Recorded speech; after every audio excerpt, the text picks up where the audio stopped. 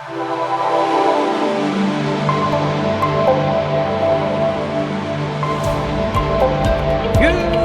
morning, Max. How are you doing today?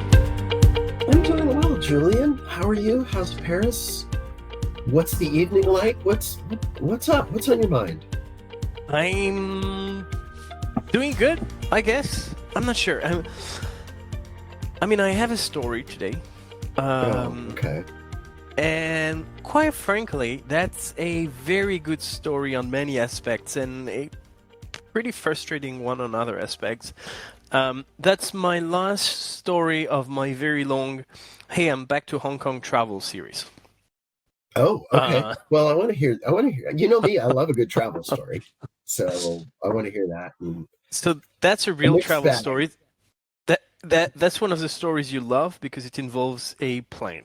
Um, Okay, right so there. the story is we went to Hong Kong. I have a toddler with me. I'm not sure. Do we still call that a toddler? She was just over 2 years old, like I literally think by a two few is. days. Two is still a Yeah. I toddler. mean, I think so. A toddler kind of implies walking shakily, and she may not be all that shaky with her walking anymore, but you She's still have running to. very fast right now. It She's takes running me very fast, some. Yeah, but you need to be right on her. So on one level, it's still exactly. toddling because she'll run very fast into knives or something. So we're ready to travel. We planned this long ahead, a few months ahead of time. Um, And I'll skip the whole part with, she just turned 2 years old a few days before we hop on a plane. Therefore, you got to pay for the plane ticket, which a few days Right. earlier would have been free of charge. But hey, rules are Budget rules. You need birth to certificate. you need to set a date at some point. There should be a limit, so that's fair. Let's skip to the chase here. We've organized it, and my wife, I don't know how, has found this pretty amazing product that parents in the 80s, 90s, early 2000 will definitely regret not having at the time. Mm. It's, I think I can name the brand because at least people who have heard of it will know what I'm talking about. It's called Jetbox. It's basically a small baby size luggage, plastic luggage. You know, the typical stuff where you can put your kid on and then you pull her or him throughout the airport. Right. This kind Right. of luggage, except that is not meant to put many things inside. You take that luggage, you bring it into the plane. It has to be, you have to sit on a row where you actually have seats in front of you, not the front row with the emergency Mm-hmm. exit where you have no one in front of you. You put that piece of luggage between your seat and the seat in front so that it really fills the gap. You turn the cover upside down and then it turns into kind of a small bed for your kid that's covering the seats and filling the gap so that now your toddler, instead of running everywhere in every direction, has some kind of a bed with a kind of a mattress. It's not fantastic and luxury and all, but if you are traveling with kids for over 10 hours, that's a blessing anyway. Um, so she found that thing. By the way, anyone considering buying it, go for it. That's pretty expensive, but that's totally worth it. Again, if you're traveling more than 10 hours. But then here is the thing. I called the airline because I need to make sure, you're not really supposed to have something between the seats. They're very clear about has to be under the Right. seat in Yeah, I was front. wondering about that. So I called them. Actually, I want to engage with them to find out is that going to be allowed? Because I'm not going to pay what was it in US dollars, probably 300 US dollars for that thing. Woo. If I can't use it, that would be stupid. So I want to engage with them. Now the story starts pretty well because the airline that I've used, being Cathay Pacific, if I remember correctly, they are so proficient when it comes to WhatsApp. Chat with them on WhatsApp, that's working beautifully. Now, they're not as fast as I would like them to be. There is usually a 24 hours gap, but who cares? I find it so much more convenient than holding the line or sending an email and waiting for a week. So they're very good on WhatsApp. They answer the question pretty quickly once you find an agent to actually answer your questions.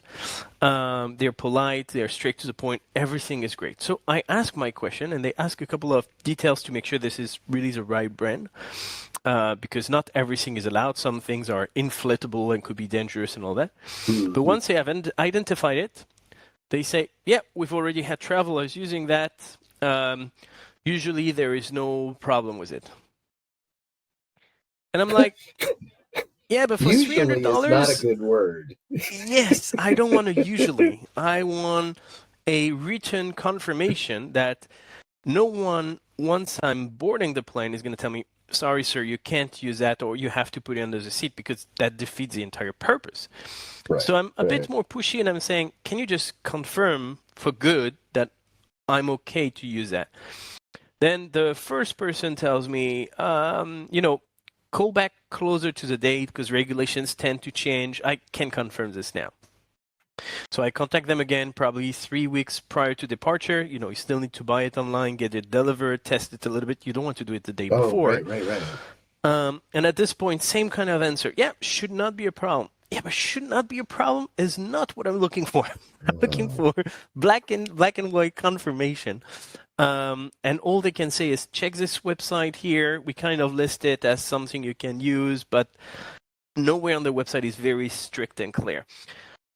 At the end, we're just thinking, okay, we are taking a plane. It's going to be 11 to 13 hours flights.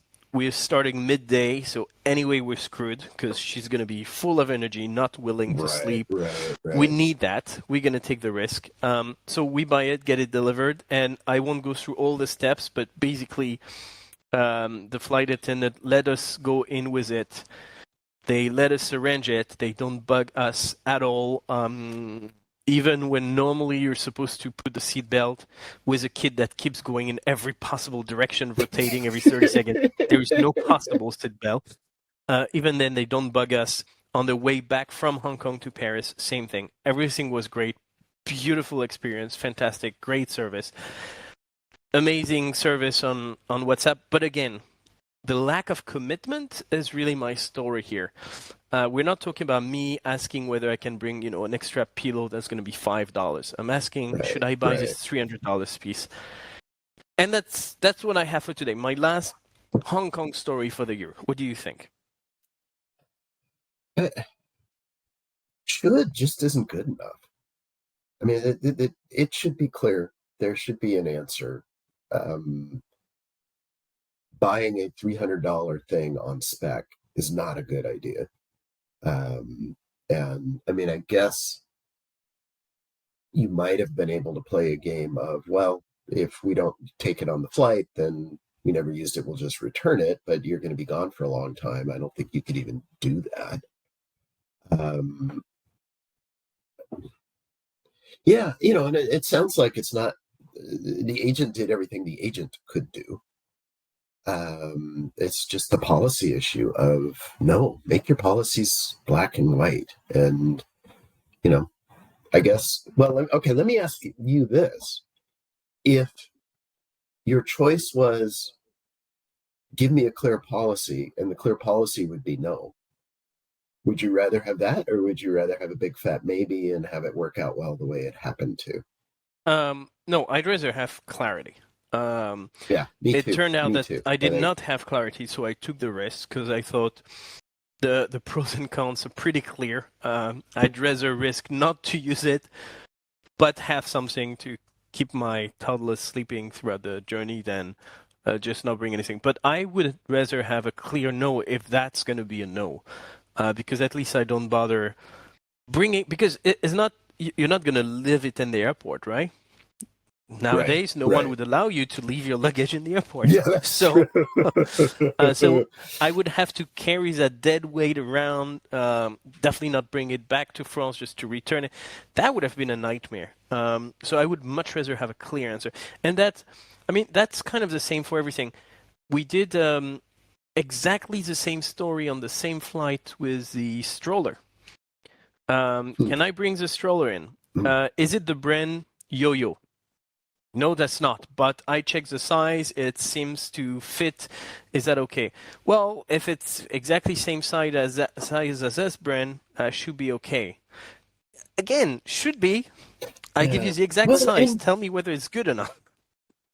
I've seen in airports where the crew in the lounge will, or the lobby, whatever, where you're getting on the plane, they'll sometimes they'll say, okay, let's measure your bag. And you're like, shove it in and push it in. They're like, great, it fit. And other times it slides right in and like, no, that's too close. So there's a lot of judgment that gets used in the airport and on the plane that can go against you. So I think you took a genuine risk doing that. I assume it worked on the way back. So it worked 2 out of 2 times. So I guess probably you were okay. But yeah, I mean, The thing is, that just there seems is honestly, it just seems dumb to have there be a lack of clarity there. yeah, because I travel. Well, I travel much less now, but I traveled a lot in my young days, in a professional fashion. And traveling can be stressful, but it's never as stressful when you travel for business as it is when you travel with your family and specifically your kids. And a 2-year-old. Yeah, absolutely. Now, if you're charging me, I can't even remember how much I paid. I think I pay 80% of a ticket for a 2 years old compared to what you would pay for an adult. If you're charging me that price for a toddler, please make sure I get a fantastic experience. And it's not just for me, it's for all the other people around because they're going to suffer first if she's not happy.